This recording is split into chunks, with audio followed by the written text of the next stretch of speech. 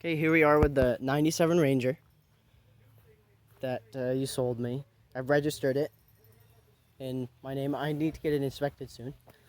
I wanted to find out why. This is the original dashboard. I swapped it out. I wanted to find out why it read more than empty. Because I plugged in my computer and it was reading more than empty. So I took the whole bed off. We took it off. I got to the gas tank. I took out the whole filter assembly. There is a crack here. That filled gas. And it made the float go past empty. This is empty. Past empty. And I also took, this is an air baffler in the air intake system. So there's that, it pressurizes it with a cone, and then it depressurizes it by letting it go into the inner casing. So I drilled holes in the spare, because this is the original. I had a spare came with this. I drilled holes in them, took all the shavings out to make sure it didn't get into the injection system or into the pistons or anything. And I put that in, and so you'll see I found from a 2000 Explorer, which is within the age rear, a tack dash, the RPM gauge in there. And I took the original miles that were on it, which is why that speedometer isn't there. This is the same speedometer. I put it on here, I calibrated it. I'm now at, I'm at 190,083 miles. I filled it up and reset the trip odometer, and it's in neutral. It doesn't have the same problem anymore, even when she's running. Oops, that was overdrive. First, second. Ooh, third does not like it. Fourth, overdrive. But let's start it up. I have my key. Start this puppy.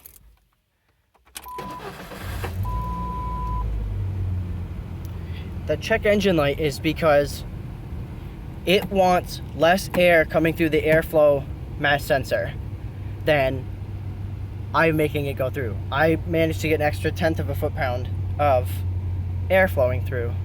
And the swap on the RPM was right away. And it is actually idling lower than that because of that air intake. And it meets perfect. And you can see it, the shifter. That shifts even better. Reverse is no problem either. And it is a dream in first and in reverse. So I can just pull that, and the clutch, my mechanic told me the clutch might need to be replaced. I had to get the alternator replaced. And the fluid that I had told you about in that call was all about this power steering fluid. The lid wasn't on all the way. I can ease off the clutch. I changed the differential fluid because that was for scheduled maintenance. And there was less than half of the fluid than there was supposed to be. So I put that in, and it has helped the clutch. I don't have that much more of a problem with the clutch anymore.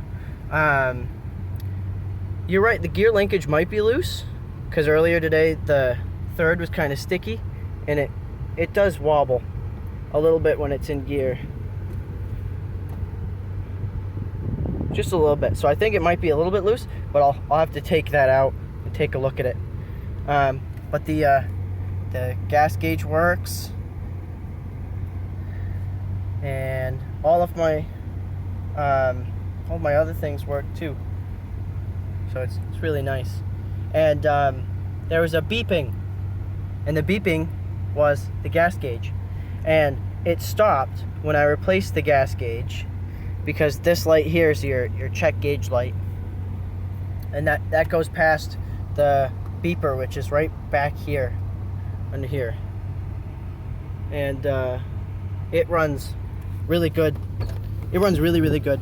I've taken it to town and back a couple times. It runs really well, and it It sounds like a damn motorcycle. I love that. It got a lot quieter when I put the baffler in. It sounds a little bit more like a regular vehicle. It's really nice.